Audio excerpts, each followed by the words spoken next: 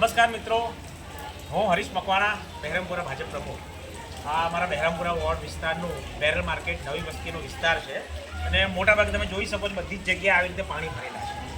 આમાં તમે કદાચ પ્રશાસનનો વાંક જોઈ શકો છો, પણ મૂળ મુદ્દો કેવો છે કે એના સ્થાનિક જે કાઉન્સિલરો છે, મતલબ મોટા બિલ્ડરો છે, એમને અહીંયા વસ્તી વધારવી છે, વોર્ડ બેંક ઊભી કરવી છે અને અહીંયા મોટી મોટી બિલ્ડિંગો બનાવી એને એનું ટાઇટલ ક્લિયર કર્યા વગર બધી જ ગેરકાયદેસર સ્કીમો છે.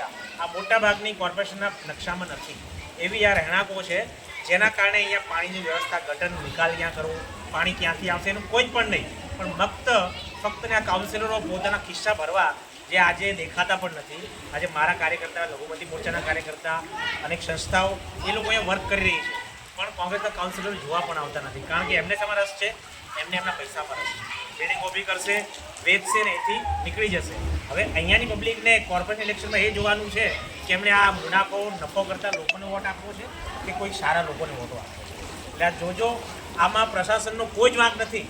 કારણ કે પ્રશાસને અમુક ભ્રષ્ટ અધિકારી સાથે મિલીભગત કરી અને આ બિલ્ડરો અહીંયા સ્કીમ બનાવે છે અને છેલ્લે જહન્નુમની હાલતમાં અહીંના લઘુમતીઓને રાખે છે. જય ભીમ, વંદે માતરમ, ભારત માતા કી જય. ચલો હવે બીજું આગળ ઉતારી.